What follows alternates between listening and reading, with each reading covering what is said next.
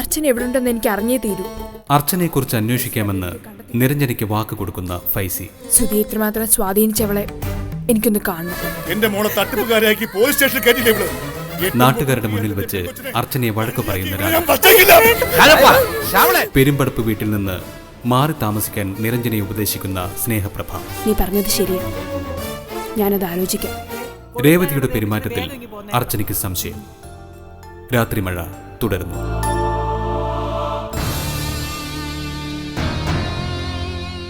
ശരി, സജി പറഞ്ഞത് ഞാൻ വിശ്വസിക്കാം. സജിക്കൊരു തെറ്റ് പറ്റിപ്പോയതാ. സത്യ രേവതി, പോലീസുകാർ എന്നെ കൊണ്ടുപോയത് ആൾക്കാരുടെ മുന്നിലൂടെയാ. പോലീസുകാരുടെ അടിയും തൊഴിയും ഞാൻ സഹിച്ചു. ഞാൻ അനുഭവിച്ച അപമാനത്തിന് സജിക്ക് എന്ത് പരിഹാരം പറയാനുള്ളത്? അതാ എനിക്ക് അറിയേണ്ടത്. കുറ്റങ്ങളെല്ലാം അർച്ചനയുടെ പേരിലാക്കി നീ രക്ഷപ്പെട്ടില്ലേ? രക്ഷപ്പെട്ടത് എന്റെ മിടുക്ക്. ഇപ്പൊ എന്നോട് സഹതാപം കാട്ടുന്ന ആളുകൾ എനിക്കൊരു വിവാഹാലോചന വരുമ്പോ ഇതും പറയില്ലേ? അതോർത്ത് നീ എന്തിനാ പേടിക്കുന്നത്? ഞാനല്ലേ നിന്നെ കെട്ടുന്നത്. എനിക്ക് വന്ന നാണക്കേട് ഒഴിഞ്ഞു പോവാൻ ആ ഒരു വഴിയേ ഉള്ളൂ. അതിനി വച്ച് താമസിപ്പിക്കാൻ പറ്റില്ല. കല്യാണം നടത്താൻ അച്ഛൻ തയ്യാറാ. എന്റെ അച്ഛനൊന്ന് വന്നോട്ടെ. അതും ഞാൻ സമ്മതിക്കാം. കല്യാണം സജിയുടെ അച്ഛൻ വന്നിട്ട് മതി. പക്ഷേ സജിയുടെ അമ്മ എന്റെ വീട്ടിൽ വന്ന് പെണ്ണ് ചോദിക്കണം. കല്യാണം ഉറപ്പിച്ചിട്ട് അച്ഛൻ വന്നാ മതിയല്ലോ. നമ്മുടെ വിവാഹം ഉറപ്പിച്ച കാര്യം നാട്ടുകാരൊക്കെ അറിയണം. സജി പറഞ്ഞതൊക്കെ ഞാൻ വിശ്വസിക്കണമെങ്കിൽ അത് മാത്രമേ പരിഹാരമുള്ളൂ. അല്ലെങ്കിൽ എന്റെ ശരീരം മോഹിച്ചാ നീ എന്നെ വഞ്ചിച്ചതെന്ന് ഞാൻ കരുതും. നീ എനിക്ക് അല്പ സമയം താ. മോതിരത്തിന്റെ കാര്യത്തിൽ അമ്മയ്ക്ക് നിന്നെ വിശ്വാസം വന്നിട്ടില്ല. തെറ്റ് ചെയ്തത് സജിയാ. എനിക്ക് ആ മോതിരം തന്നത് സജിയാണെന്ന് അമ്മയോട് പറയണം. സജി കാരണമാണ് ഞാൻ അപമാനിക്കപ്പെട്ടതെന്ന് അമ്മ അറിയണം. അതൊന്നും ഉടനെ നടക്കുന്ന കാര്യമല്ല. നടന്നേ പറ്റൂ. സജി എന്താ വഴുതി മാറുവാണോ? സജി അത് പറയാൻ തയ്യാറായില്ലെങ്കിൽ ഞാൻ പ്രമീള ചേച്ചിയെ കാണാൻ പോവും. സത്യം പ്രമീള ചേച്ചി അറിയട്ടെ. നീ എന്നെ പേടിപ്പിക്കല്ലേ. നീ ചെന്ന് അമ്മയെ കാണും. നിന്നെ നേരിട്ടൊന്ന് കാണാനിരിക്കുക അമ്മ. അപ്പോ നിന്റെ മനസ്സിൽ അതായിരുന്നല്ലേ? അതിലെന്താ സംശയം? എന്താടി പുല്ല നീ സജിയെ കുറിച്ച് വിചാരിച്ചത്? നിന്നെ ഞാനങ്ങ് പ്രേമിക്കാണെന്നോ? ഒരു ലോറിക്കാരന്റെ മോളെ കെട്ടാൻ മാത്രം മാണ്ടനല്ലടി സജി. എനിക്കിതൊക്കെ ഒരു തമാശയാ. 10,000ന്റെ മൊബൈലും 2,000ന്റെ ചുരിദാറും ഞാൻ നിനക്കിട്ട വിലയാ. അത്രേ ഉള്ളൂ നിന്റെ ഈ ശരീരത്തിന്. അതേടി ചതിയനാ. നീ വീട്ടിലോട്ട് ചെല്ല്. എന്റെ ഫോൺ മോഷ്ടിച്ചത് നീയാണെന്ന് ഞാൻ അമ്മയോട് പറഞ്ഞടി. അലമാരയിലിരുന്ന ചുരിദാർ മോഷണം പോയതും അമ്മ അറിഞ്ഞു. സ്വർണ്ണത്തട്ടിപ്പ് കൂടി ആയപ്പോ നീ ഒന്നാന്തരം കള്ളിയായി. എന്താ നിനക്കെന്റെ വീട്ടിലേക്ക് പോകണോ? കൊണ്ടുപോവാടി നിന്നെ ഞാൻ. എന്നിട്ട് അമ്മയോട് പറയാം കള്ളിയെ പിടികൂടിയെന്ന്. വരുന്നോടി. നിന്നെ ഞാൻ വെറുതെ വിടില്ലടാ. നീ എന്നെ എന്ത് ചെയ്യോടി? പക്ഷേ ഞാൻ ചെയ്യും. അമ്മയെ കൊണ്ട് നിന്റെ പേരിൽ ഒരു കേസ് കൊടുക്കും.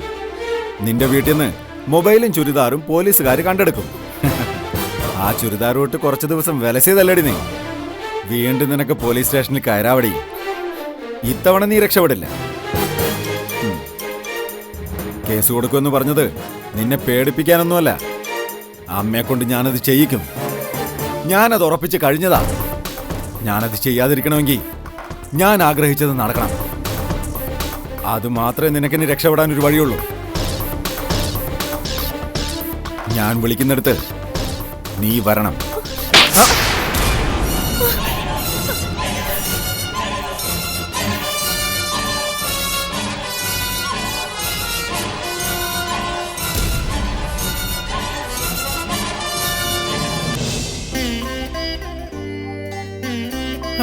നീ ഇതൊന്നും ചെയ്യണ്ട. അവിടെ എങ്ങാനും പോയി കിടക്ക്. പോ. എത്രയാന്ന് വെച്ചാ കിടക്കുന്നത്? ഞാൻ ഇവിടെ ഇരുന്നോളാം കുഞ്ഞമ്മ. അതെ, നീ എഴുതിയ ടെസ്റ്റിന്റെ റിസൾട്ട് വരാറായോ? റാങ്ക് ലിസ്റ്റ് വന്നിട്ടുണ്ടാവില്ല. ഇനിയിപ്പോ ആ പ്രതീക്ഷയേ ഉള്ളൂ. വെറുതെ പ്രതീക്ഷിക്കുന്നതല്ല, ആദ്യ ലിസ്റ്റിൽ തന്നെ ഞാനുണ്ടാവും. അത് വന്നിട്ടുണ്ടോന്ന് എങ്ങനെയാ അറിയുന്നത്? ഏതെങ്കിലും തൊഴിൽ വാരികയിൽ റാങ്ക് ലിസ്റ്റ് വരും. എങ്കിൽ അമ്പിളിയോടൊന്ന് പറയാം മുടങ്ങാതെ അത് വാങ്ങിക്കൊണ്ട് വരാൻ. അഡ്വൈസ് മെമ്മോ നമ്മുടെ പഴയ അഡ്രസ്സിലേ വരും. അവിടുത്തെ പോസ്റ്റ് ഓഫീസിൽ ഇവിടുത്തെ അഡ്രസ്സ് കൊടുക്കണം. അത് ഞാൻ ചിറ്റപ്പനോട് പറഞ്ഞ് ശരിയാക്കാം. ഇപ്പൊ വേണ്ട, ലിസ്റ്റ് വന്നിട്ട് മതി. അമ്മേ, അവള് പോയിട്ട് വേഗം വന്നല്ലോ. നീ ഒന്ന് വാതിൽ തുറന്നു കൊടുക്ക്. ചെല്ല്.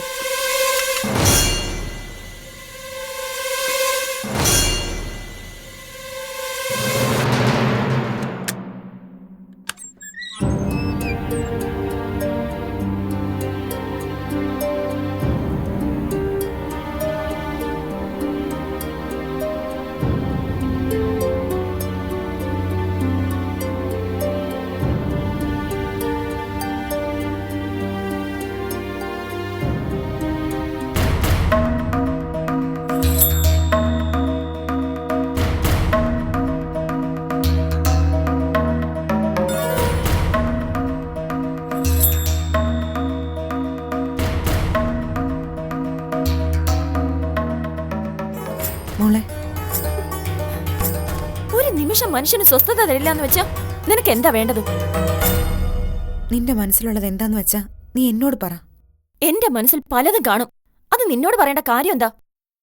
നീ എന്നെ ഒന്ന് സഹായിച്ചെന്ന് വെച്ച് ഭരിക്കാൻ വരരുതെന്ന് പല തവണ നിന്നോട് ഞാൻ പറഞ്ഞിട്ടുണ്ട്. പോയി ഇവിടുന്ന്. നീ എന്നെ ആട്ടിപ്പായിച്ചാലും എനിക്ക് പോകാൻ പറ്റില്ല മോളെ. നീ എന്റെ അനിയത്തിയാ.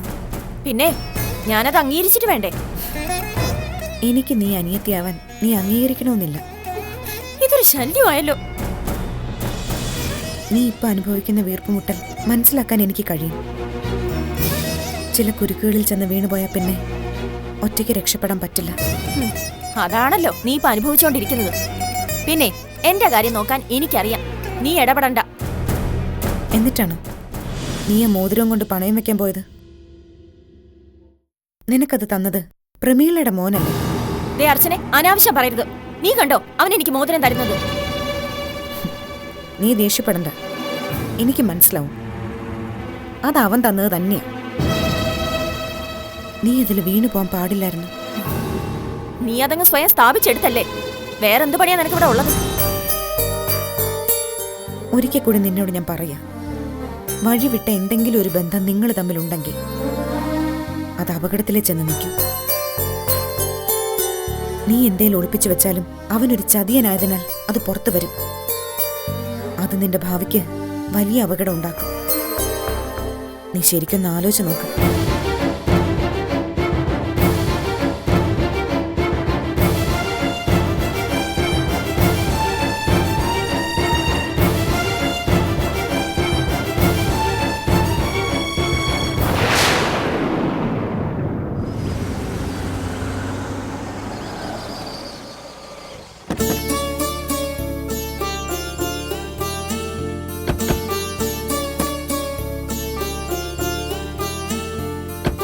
ഇറങ്ങി പതുക്കെ സൂക്ഷിച്ച്.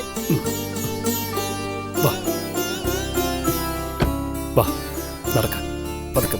എടാ ഞാൻ നടന്നോളാം. ആ ഞാൻ പിടിച്ചോളാം. വാ നടക്ക പതുക്കെ പതുക്കെ പതുക്കെ മതി.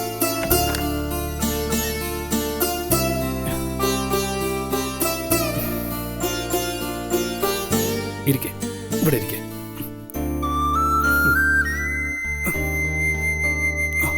വേദന കുറഞ്ഞോ മോനെ?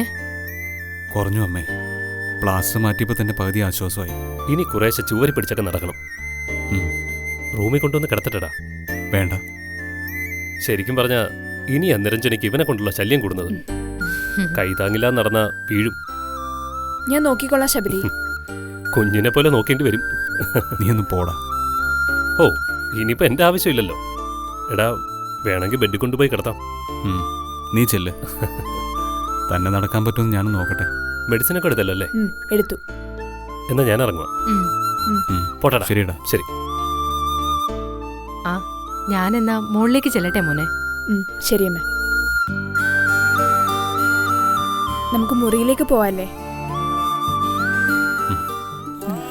വാ.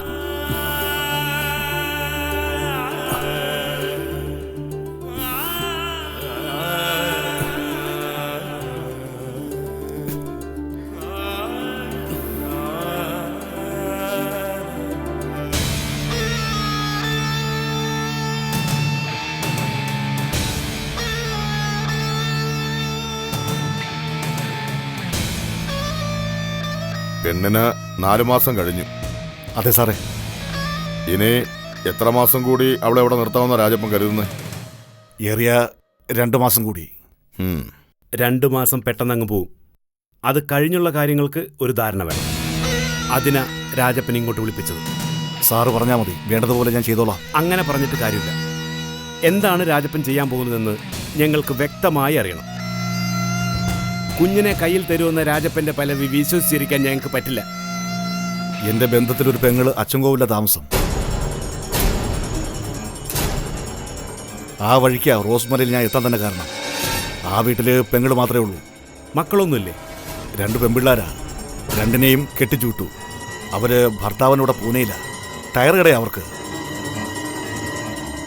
അർച്ചനയെ പ്രസവം വരെ അവിടെ നിർത്താൻ എൻ്റെ തീരുമാനം. അവിടം സേഫാണോ? അതെ സാറേ. പശുവിനെ വളർത്തിയും പാല് വിറ്റുക പെങ്ങൾ ജീവിക്കുന്നത്. പുറത്തുനിന്ന് ആരും അങ്ങോട്ട് ചെല്ലില്ല. അർച്ചനയെ പറ്റി നാട്ടുകാർ ചോദിച്ചാൽ ഭർത്താവ് മുംബൈയിലാണെന്നും പ്രസവത്തിന് വന്നതാണെന്നും പെങ്ങൾ പറഞ്ഞോളൂ. അളി എന്ത് പറയുന്നു? രാജപ്പനി റിസ്ക് ഒന്നും എടുക്കണ്ട, അവളെ ഞങ്ങളെ ഏൽപ്പിക്കാം. ഞാനത് സാറിനോട് പറഞ്ഞതല്ലേ, എൻ്റെ കൺവെട്ടത്ത് അവൾ ഉണ്ടാവണം. പ്രസവ സമയത്ത് എൻ്റെ ഭാര്യ അവളുടെ കൂടെ ഉണ്ടാവണം. രാജപ്പന് കാശെന്തെങ്കിലും വേണമെങ്കിൽ പറയാൻ മടിക്കണ്ട. ഇപ്പോഴത്തെ ചിലവൊക്കെ എൻ്റെ കയ്യിൽ നിൽക്കുന്നതാ. പ്രസവത്തിന് പോകുമ്പോൾ സഹായിച്ചാൽ മതി. എന്നാ ഞാൻ ഇറങ്ങട്ടെ സാറേ. ശരി. രാജപ്പന് പണത്തോടുള്ള ആർത്തി കുറഞ്ഞു. ചില്ലറ വാങ്ങാതെ ഒരുമിച്ചൊരു തുക വാങ്ങാന്നായിരിക്കും കണക്ക് കൂട്ടുന്നത്.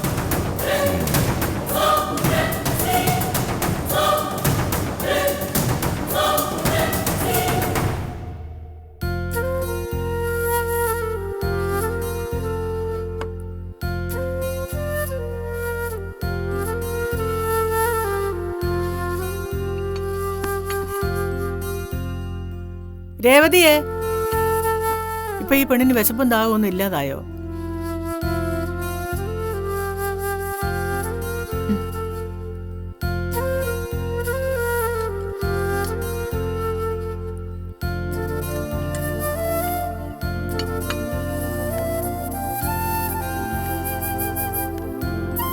തയ്യൽ മെഷീൻ നന്നാക്കാൻ ഒരാളെ കൊണ്ടുവരാൻ ആശാൻ പറഞ്ഞിട്ടുണ്ട്. നീ കേട്ടില്ലേടി? ആ കേട്ടു. അച്ഛന്റെ പുന്നാര മോളല്ലേ, എന്നിട്ട് പുതിയതൊരെണ്ണം വാങ്ങി തന്നില്ലല്ലോ. ഇവക്കിതെന്താ പറ്റിയേ?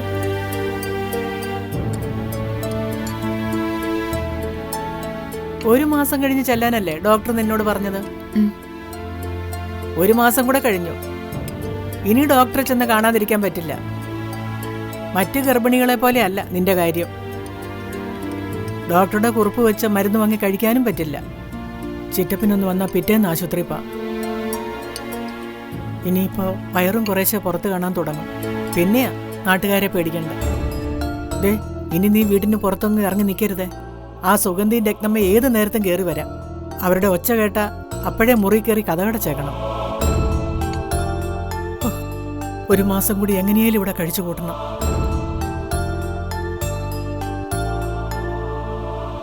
എന്താടി, കഴിക്കുന്നില്ലേ? ഇവക്കെന്തോ കാര്യമായിട്ട് സംഭവിച്ചിട്ടുണ്ടല്ലോ.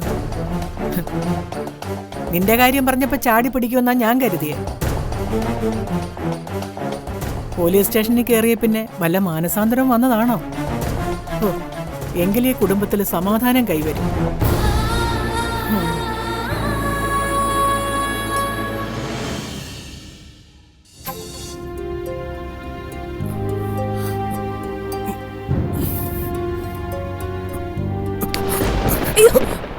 എന്താ സുധി കാണിക്കുന്നേ? ശബരി പറഞ്ഞത് ശരിയാ. എന്റെ കണ്ണൊന്ന് തെറ്റിയാ സുധി ബെഡിൽ നിന്ന് ഇറങ്ങും. പിച്ച വെക്കുന്ന കുട്ടിയല്ലേ ഞാൻ. കാലുറക്കാതെ എങ്ങനെയാ സുധി നടക്കുന്നേ? ഞാനൊന്ന് നടന്നു നോക്കട്ടെ. പതുക്കെ മെല്ലെ മെല്ലെ നടന്നാ മതി. സൂക്ഷിച്ച്.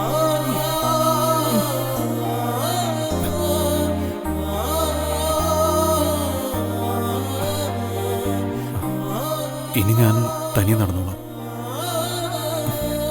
അത് വേണോ? ആ, നിരഞ്ജനെ വിട്, ഞാൻ നടന്നോളാം.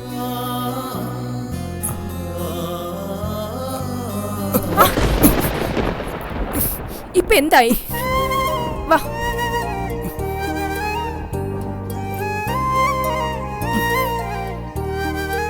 സ്ട്രെസ് കൊടുക്കണ്ട. സ്റ്റെപ്പ് ഒന്ന് ഇറങ്ങി നോക്കാം. ഇപ്പൊ അത് വേണോ? വേണം. വാ.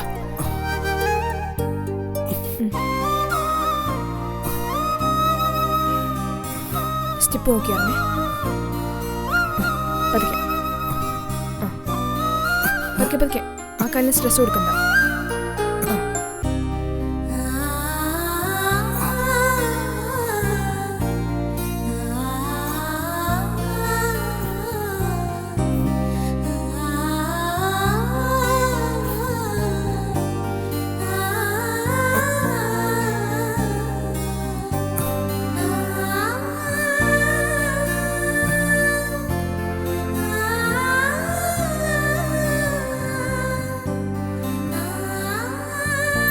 സൂക്ഷിച്ചു. കാല് നിലത്ത് കുത്താൻ പറ്റുന്നുണ്ടോ മോനെ? പക്ഷെ കുറച്ച് പെയിൻ ഉണ്ടമ്മേ.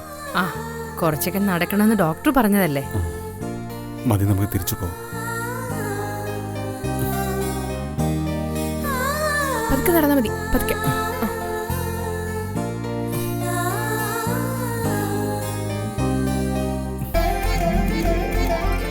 നിരഞ്ജനെ സമ്മതിക്കണം. കുഞ്ഞിനെ പോലല്ലേ കൊണ്ട് നടക്കുന്നത്.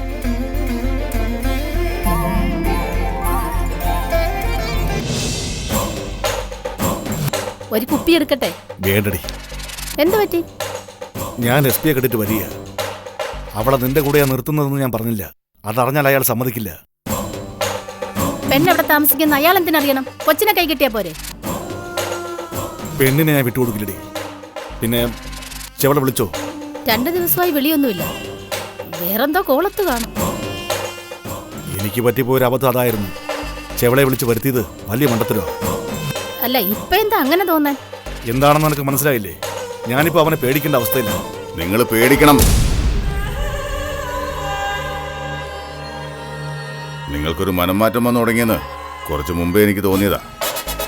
എന്റെ കയ്യിൽ നിന്ന് കാശ് വാങ്ങി പോക്കറ്റിലോട്ട് തിരികെ വെച്ചിട്ടാ പെണ്ണിനെ കൈമാറരുതെന്ന് നിങ്ങൾ എന്നോട് പറഞ്ഞത്. അത് മനസ്സലിവ് തോന്നിട്ട് രായപ്പെട്ടൻ പറഞ്ഞതല്ലേ? കെട്ടിച്ചു തന്ന അവളുടെ ഉത്തരവാദിത്തം നിനക്കല്ലേ? അതിലൊന്നും ഇടപെടാൻ രായപ്പെട്ടൻ വരത്തില്ലടാ. നീ ഒരു കോപ്പം പറയണ്ട. ദേ, ഒരു കാര്യം ഞാൻ പറയാം. എന്നെ പറഞ്ഞു പറ്റിച്ചാ നിങ്ങൾ സ്വസ്ഥമായിട്ട് ജീവിക്കില്ല. ചെവളയ്ക്ക് മുകളിൽ ആകാശവും താഴെ ഭൂമിയും. അതുപോലല്ല നിങ്ങളുടെ കാര്യം. ഇനി അതിന്റെ പേരൊരു ഏറ്റുമുട്ടൽ വേണ്ട. 1-2 മാസം കഴിഞ്ഞാ അവൾ എന്റെ വീട്ടിലേക്കല്ലേ വരുന്നത്? ആ, നീ ഇരിക്കെ. എടാ ആംബ്രോസേ, ഒരു കുപ്പി 2 മുട്ട ഇങ്ങോട്ട് എടുത്തേ. ഞാൻ ഇറങ്ങുവാ. മനസ്സിലെന്തെങ്കിലും ഉണ്ടല്ലേ അതങ്ങ് മറന്നേക്ക്. നമ്മൾ തമ്മിലൊരു കരാറുണ്ട്.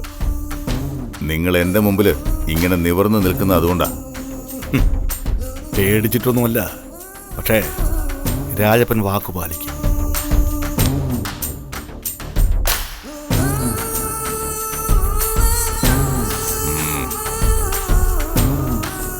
അയാളെ എനിക്ക് വിശ്വാസമില്ലടി. എന്നെ ഒഴിവാക്കി പുതിയ കളിക്കാ രാജപ്പൻ ശ്രമിക്കുന്നത്. അതിന് നീയും കൂടി കൂട്ടുതന്നാ അന്ന് തീരും നമ്മൾ തമ്മിലുള്ള ഇരിപ്പുവശം. അല്ല, ഞാൻ അയാളുടെ കൂടെ നിൽക്കുന്നാന്നോ നീ കരുതുന്നേ? എനിക്കിപ്പോ നിന്നെ വിശ്വാസമില്ല. നിന്നെ വിളിച്ചു വരുത്തതേ ഞാനാ. അല്ല, രായപ്പച്ചേന്റെ ഭാഗം ചേർന്നിട്ട് എനിക്കുള്ള നേട്ടം എന്താ? പെണ്ണിനെ അയാൾ നിന്റെ കയ്യിൽ ഏൽപ്പിക്കുമെന്ന് നിനക്ക് വിശ്വാസമുണ്ടോ? അല്ലാതെ പിന്നെ രായപ്പച്ചേൻ അവളെ എങ്ങോട്ട് കൊണ്ടുപോകും? എങ്കിൽ പ്രസവത്തിനൊന്നും കാത്തു വെക്കണ്ട. നീ അവളെ എന്റെ കയ്യിലെത്താ. അവളെ നിന്റെ കൂടെ നിർത്തി 3-4 മാസം നോക്കി പ്രസവം എടുത്തിട്ട് നിനക്ക് എന്ത് നേട്ടമാടിയുള്ളത്? ഒന്നാലോചിച്ചാ നീ പറയുന്നത് നേര് തന്നെ. പക്ഷെ രായപ്പൻ ചേട്ടനോട് നമ്മൾ എന്ത് പറയും? പെണ്ണ് ചാടിപ്പോയെന്ന് പറഞ്ഞാൽ പോരെ, അയാൾക്ക് എന്ത് ചെയ്യാൻ പറ്റും? ഈ ഇടപാടിൽ നിന്ന് രാജപ്പനെ നമുക്ക് ഒഴിവാക്കാടി.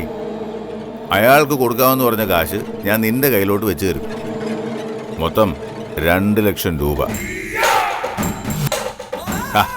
എന്താടി ഇനി ആലോചിക്കാനുള്ളത്? രാഘവേട്ടൻ പറയുന്ന ചേച്ചി ശരി. ചേച്ചിയുടെ ആ വീട്ടിൽ അവളെ കൂടുതൽ കാലം താമസിപ്പിക്കുന്ന റിസ്കാ. പെണ്ണ് കടന്നു കളഞ്ഞു എന്ന് പറഞ്ഞാൽ രായപ്പൻ ചേട്ടൻ വിശ്വസിക്കും. അങ്ങനെ പറഞ്ഞു കൊടുക്കടാ. അപ്പോ അവൾ എന്റെ കയ്യിലോട്ടൊന്ന് വരട്ടെ.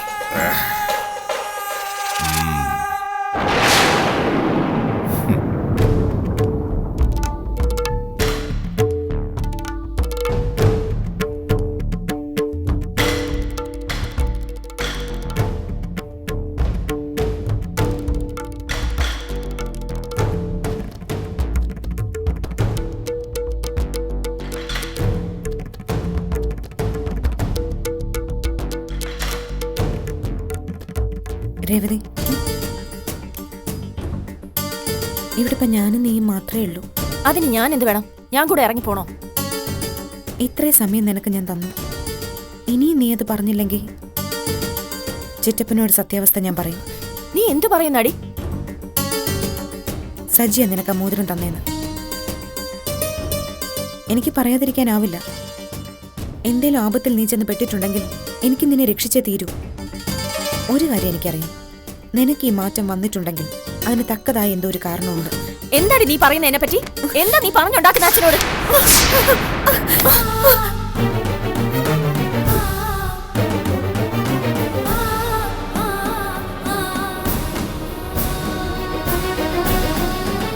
പറയാതിരിക്കണമെങ്കിൽ നീ എന്നെ കൊല്ലണം.